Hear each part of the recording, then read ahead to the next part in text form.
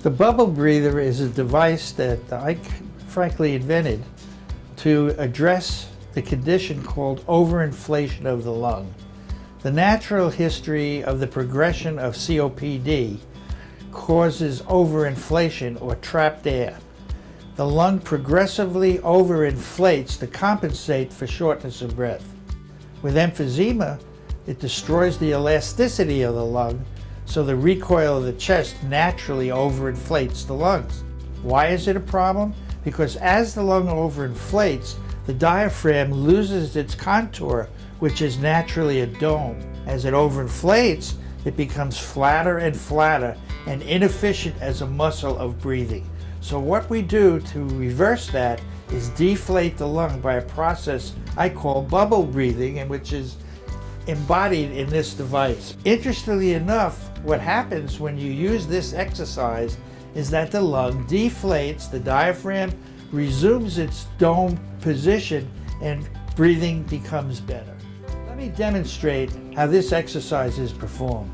You have this tube submerged in water by 10 centimeters. You tell the patient to exhale to the end of a normal breath. Don't tell him to take a deep breath in, because then he'll only empty what he took in. You really want to empty what's there as a residual volume, as excess volume. So you tell him to breathe into this machine only after he's exhaled a normal tidal volume. So he's breathing, and at the end of a normal breath, plugs in.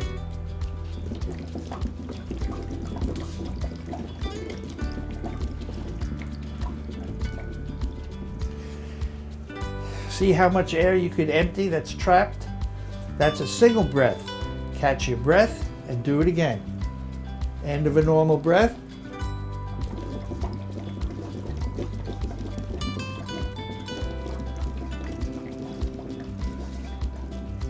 Notice the balloon inflates as I exhale.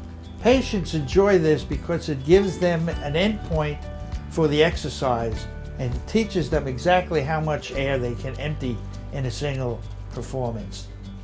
With time, it's possible to reduce overinflation 25%, which improves your breathing quite significantly. Bubble breathing is easy to perform both in the clinic during your treatment and at home. At home, bubble breathing should be used daily. Blow up the balloon fully 3 times separately. Do this at least 4 to 5 times a day for best results.